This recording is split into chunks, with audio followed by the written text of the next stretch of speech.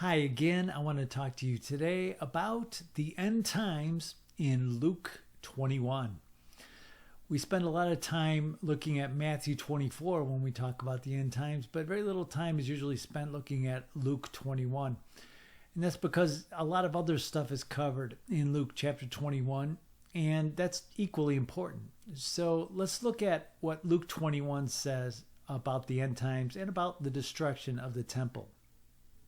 Luke chapter 21 says, starting in verse 5, "And as some spoke of the temple, how it was adorned with goodly stones and gifts, Jesus said, As for these things which you behold, the days will come in which there shall not be left one stone upon another that shall not be thrown down.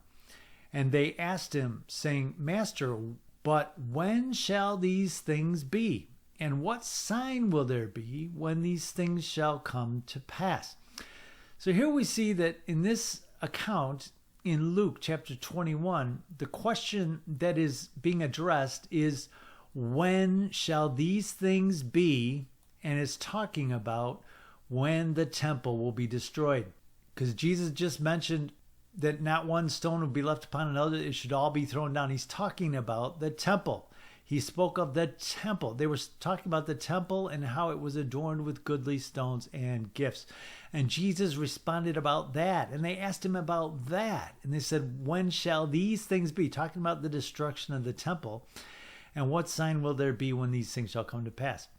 And in verse 8, Jesus said, "Take heed that you be not deceived, for many shall come in my name, saying, I am Christ. And the time draws near.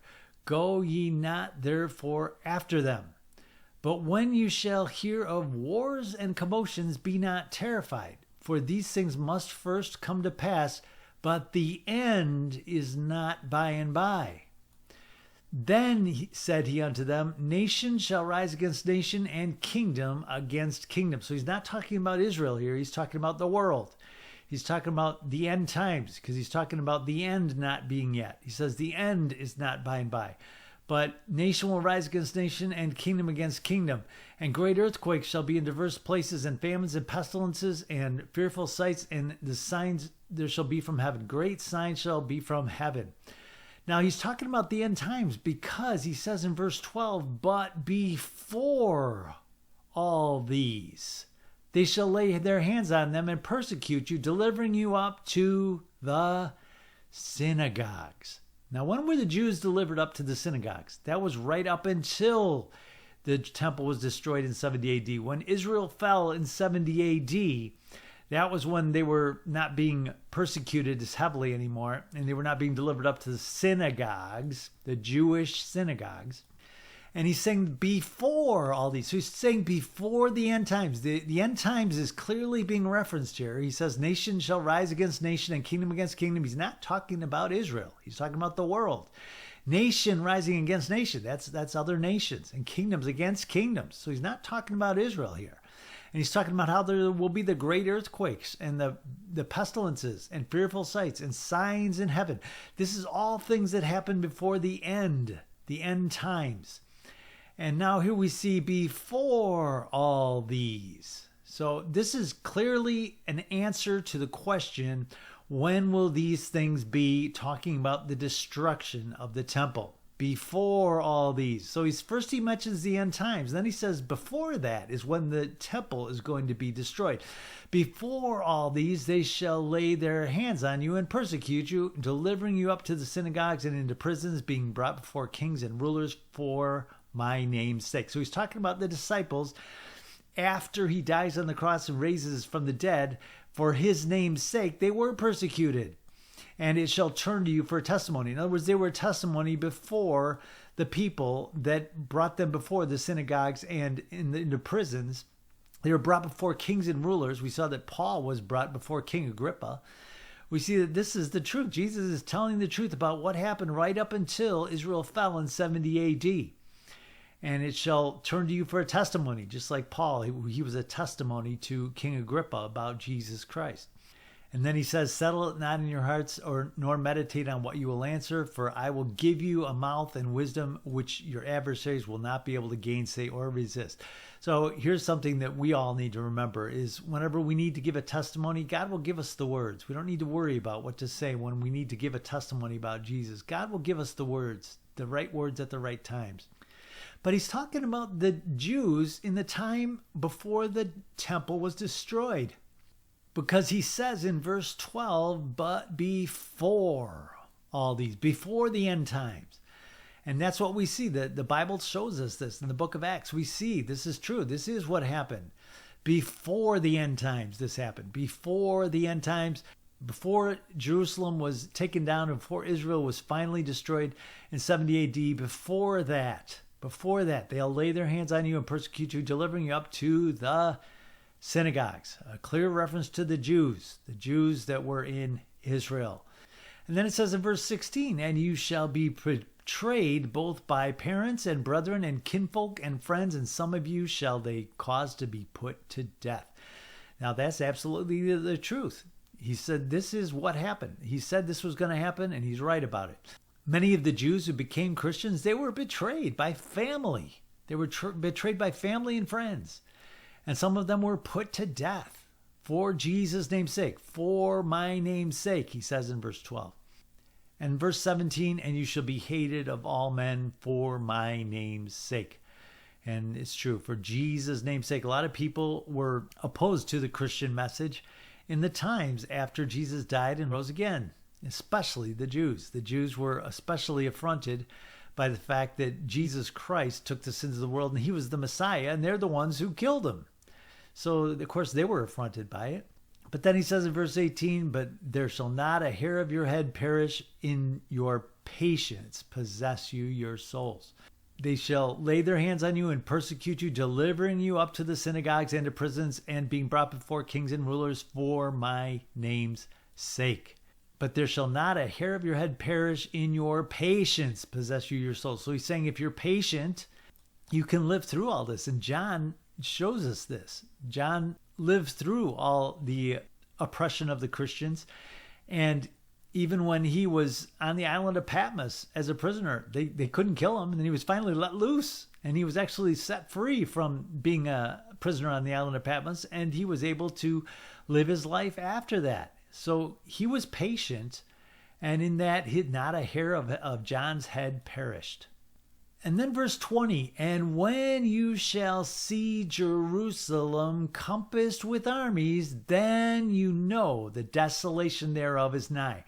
Now, you can't get much more obvious than this, of what this is talking about. This is talking about the fall of Jerusalem in 70 AD, when you see Jerusalem compassed with armies. When did that happen? The armies of the Roman Empire, they encompassed Jerusalem, and they're the ones who took down Jerusalem. You can't get much more clear about this, because it's talking about the desolation thereof, the desolation of Jerusalem. When did that happen? 70 AD by the Roman Empire. And Daniel talks about this in Daniel chapter 9. And he's clearly referencing the Jews here. He says in verse 21, then let them which are in Judea, well, who are those? Those are Jews. Let them flee to the mountains, and let them which are in the midst of it depart out. And let them not that are in the countries enter therein too. So he's telling people to stay away from Jerusalem when they see the armies compassing it. And there was a long time period where the Roman empires were surrounding the Jews. And Jesus gave them this warning. And a lot of the Jews escaped. And how did they escape? They fled to the mountains. And a lot of the Jews escaped that way. And they were not killed when Jerusalem was destroyed by the Romans. And that's why there's a remnant of Jews to this day. Although there were other Jews that weren't in Jerusalem, obviously. But there were also Jews that were in Jerusalem that fled from Jerusalem and were dispersed into the nations round about Jerusalem. For these be days of vengeance, that all the things that are written may be fulfilled. And now what's he talking about? He's talking about Jerusalem being compassed with armies and the desolation of Jerusalem. All those things were written by the prophets. They had to be fulfilled. These were the days of vengeance, that all those things written by the prophets were fulfilled. But woe unto them that are with child and that give suck in those days, for there shall be great distress in the land and wrath upon this people. So he's talking about Israel. He's talking about the destruction of the temple in 70 AD. If you've done any research into 70 AD and the destruction the Romans did and the terrible, terrible things they did, you know that this is what Jesus was talking about. He was talking about the destruction of the temple in 70 AD. There was great distress upon the land, and there was wrath upon this people. Who's that? The Jews in Israel.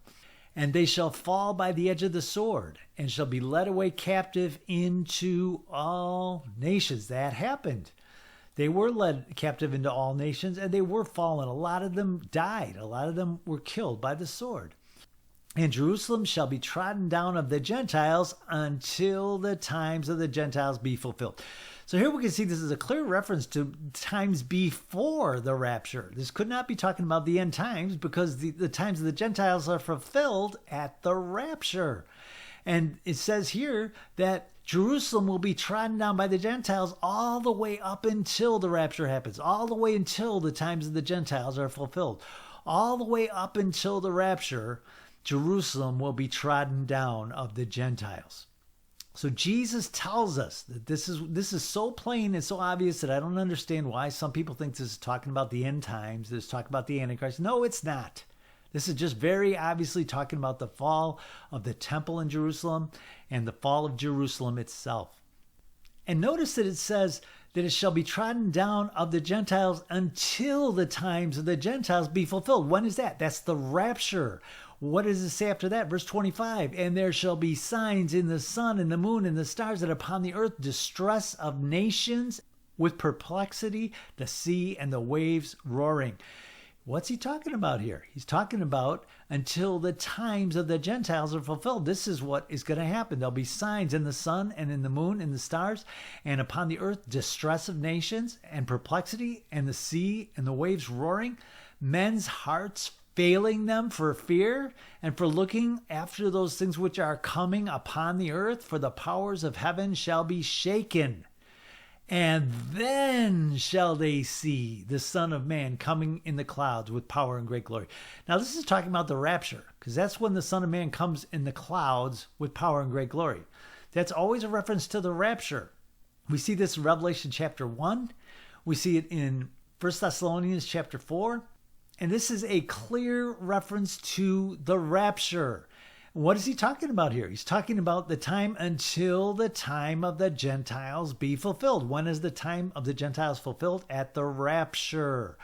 After men are failing them for fear, after all these terrible things are happening on the earth, all of this happens, and then they shall see the Son of Man coming in a cloud with power and great glory.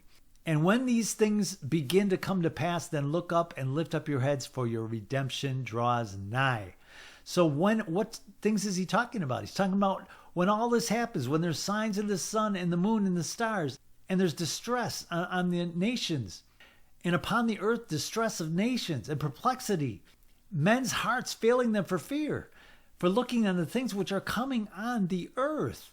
For the powers of the heavens shall be shaken. All this happens before the rapture. All this happens first.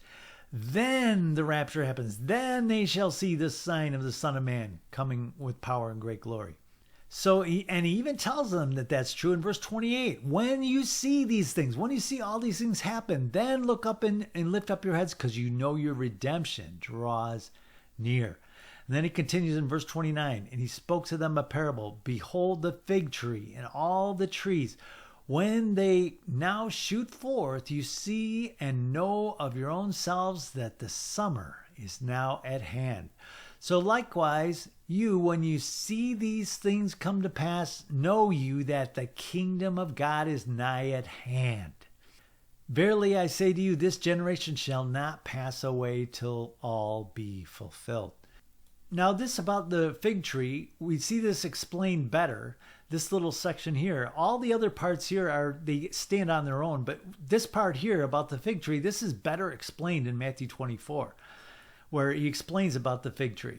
Behold the fig tree, and we know the fig tree is Israel, because it tells us that. And the Bible tells us that Israel is the fig tree. Israel is referred to as one of the two olive trees, and it's referred to as a fig tree. They're both parallels of Israel. The two olive trees, of course, are Israel and Judah. So you could say that Israel and Judah are an olive tree, but they're two olive trees because Israel and Judah are separate nations. When they fall as separate nations. One fell in 722 BC, 723 around there, and the other one fell in 586, 587 BC. They're two separate nations, and they're two olive trees. And here we see that they're referred to as a fig tree. And we see that better referred to in Matthew chapter 24. Where Jesus says in verse 32, now learn a parable of the fig tree. So he's referring to a specific fig tree. When his branch is yet tender and puts forth leaves, you know the summer is nigh. So likewise, you know when you shall see all these things, you know that is near, even at the doors. Verily I say to you, this generation shall not pass till all these things be fulfilled. So here we see Matthew gives a little more clear account of what he's talking about. Israel is the fig tree, and when its branch gets tender and puts forth leaves, when Israel becomes a nation again, 1948, and gets all their land back, 1967, then you know the summer is nigh.